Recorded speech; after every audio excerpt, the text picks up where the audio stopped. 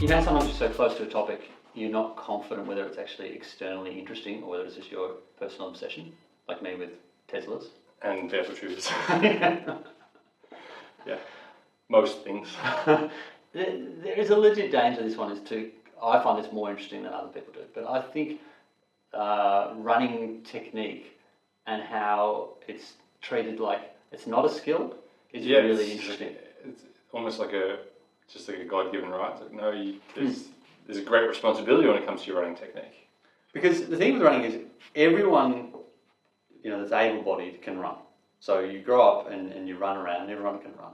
And so because you don't go to, in the same way, like if you're learning tennis, you go to tennis classes with a tennis coach and they teach you how to serve. Swimming. Every kid goes to swimming school. And they learn how to swim properly. Whereas there isn't, track and field there is, if you're doing little aths there is, but that's a pretty small percentage of the population. Versus this percentage of kids who go to swim school, 95% of the Australian population, 100% of the Australian population go through some level of... It's got to be high 90s. Go through some level of swim school during that. Whereas it's probably 5% do little aths? Maybe 10 if you count like just people who test it. Yeah. And yet running technique has such a knock-on effect. Profound knock-on, flow-on effect through not just your athletic career, but your entire life. Yeah, and no one really gets taught it very much. Yeah. So... prepare for us to nerd out on running. Go. Where do we start? It's a big topic. Okay, so we start with the concept that you should actually learn how to run and how to teach running technique. It's something I've been thinking a lot about for us here. Like we spend a relatively small amount of our time teaching running, but we get tremendous bang for our buck. Like a lot of return on those minutes, yeah. Yeah, like kids get really markedly when they come in and say, I used to finish last in the sprints, now I'm... middle of the pack or near the top or something. Yeah, all the time. It's amazing. So the return on investment is really high, but people sort of don't know where to start.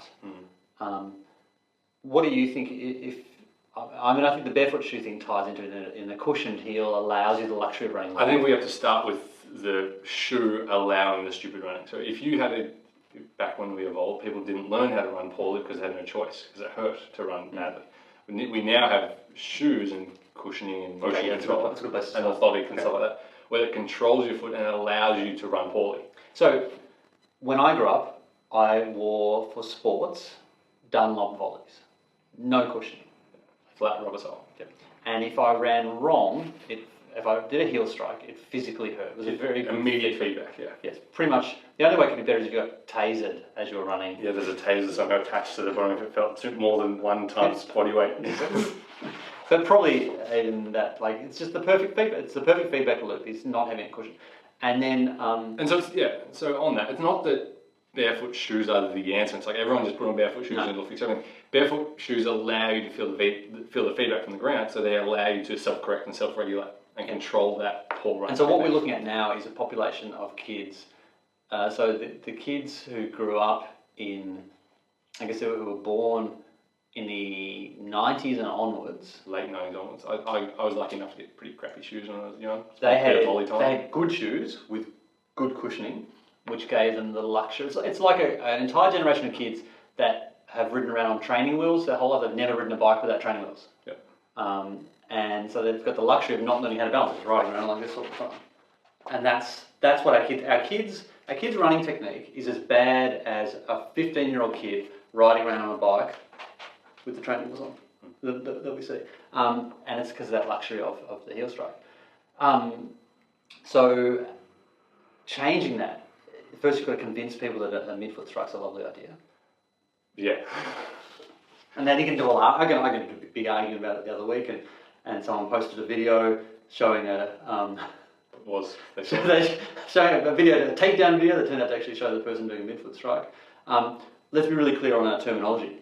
What you want to be cultivating with great running technique is the ability to strike the ground where your calf Achilles works as a spring and springs you forwards. Pre-sprung, loaded. It's not here, it's not there, it's not that, it's where you could just slide a credit cut under the heel, so it's just... Slide up on the ball of the foot. And the heel will kiss the ground, the heel will kiss the ground as you come back off, but that's that Achilles having a slight little bit of stretch as you load the stretch on. Because that Achilles, we're very unique as humans to have one. It gives you back 30%, I think? 32%, something like that. 30% of your elastic energy that you put into the ground comes straight back as bounce out of that calf. And so you're basically running 30% for free.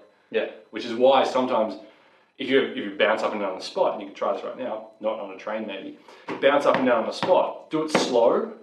Yeah, with a sticky pattern. And then do it fast and feel how much easier it is. Yeah. That's that tendon giving you back free energy. You don't have to work for it. It's effortless. And the payoff is like what running, and I'm, if you're on a scale of 1 to 10, with 10 being the most skillful runner around, I've gone from being I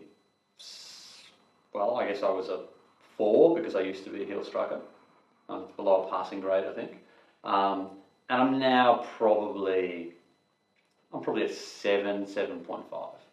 Like, I'm not amazing, but what is amazing is how nice it feels. Yeah.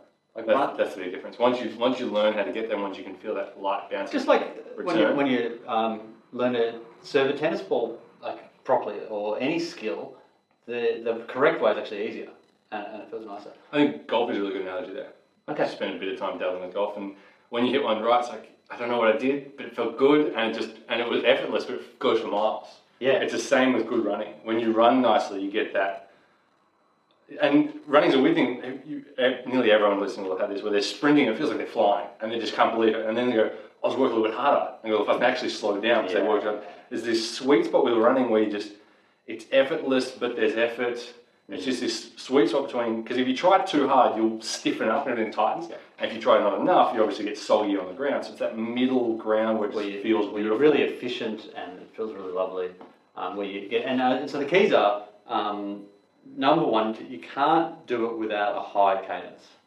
Yeah, high RPM, which allows the midfoot strike. Yeah. So people tend to think running will all reach for more ground, but actually you need to take more steps. More short steps. RPMs, yeah. And then, so more short steps, so you're actually striking under your body, not out in front, acting as a break. And then focusing on the other huge cue that's helped me is don't focus on pushing the ground away.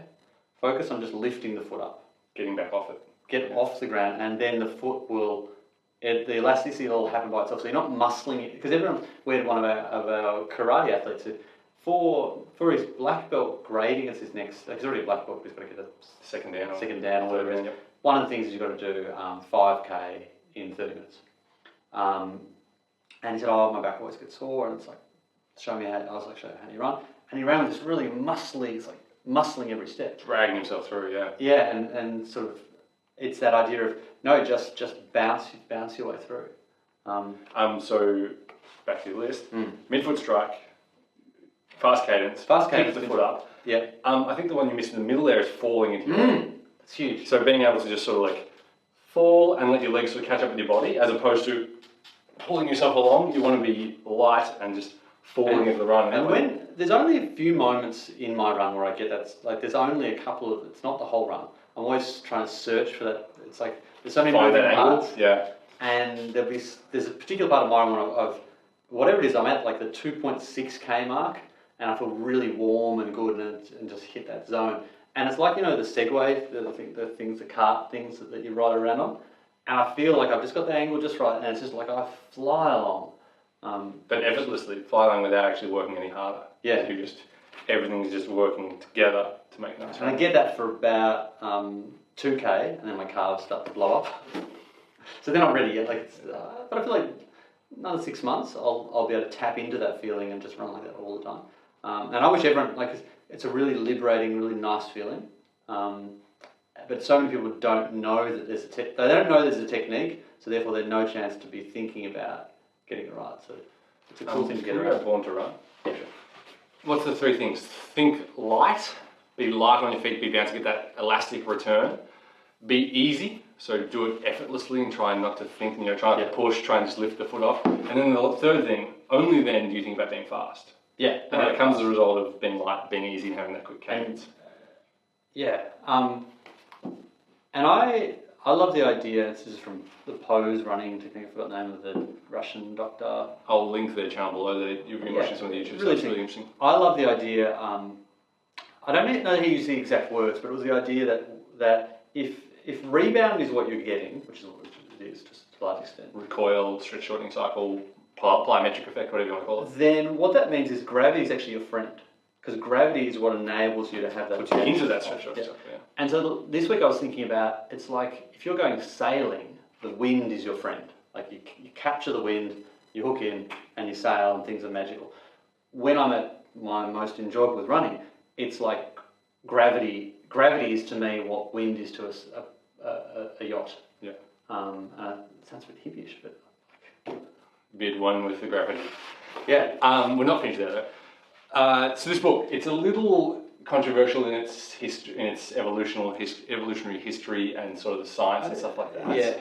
So it's not perfect. It's a very good read though. It's just a fascinating story. It's a good read. I feel like in the interest of making it lowest common denominator, having the broadest possible appeal, he probably over-coloured it in. Mm. Like I would enjoy it if it was like it was dialed up to American. It is an American. Yeah. If he dialed it back to make it a bit more Or just this is the science, this is the facts. a little David Attenborough, a little less Donald Trump. Donald Trump. Oh no, that's harsh. Poor Chris Douglas. Sorry, Chris McDougall. But the arguments are pretty compelling. The stats, running in Australia is the #1 most injurious sport. So 70% of all runners will be injured in a 12-month period. Yep. And a heel strike makes you twice as likely to be injured as a midfoot strike. Yep. So it's a big thing. Be light, be easy, fast cadence. I'll link pose above or below. And you've made a couple of. I'll make a couple of videos. I'll also be above or below. Yeah, and I think being aware of your running technique is a really big start. So if you're not currently running, don't start. Yeah, and if you do start, very easily, very, very easily. I'll also link to the training volume video. Yeah. But if you are, like if you're going to be running, like a gradual evolution towards nice Light midfoot strike. You'll thank us. Yeah. Though, if you are currently running as a heel strike and you go to your midfoot, don't do a 5K like I did the first time I ever did it, because you won't be able to use your calf for about a month. Yeah, exactly. It hurts, because you need to pinch this stuff in. And I'm interested in if there are people that want to do some sort of a session, like a one-off running technique session. I'd be quite, like we could charge a little bit of money for it, not much. And get a small group in here, we can do some running work, yeah. Yeah, I think it's an area where there's desperate need, it's just people don't really know where to go and what they need. Cool.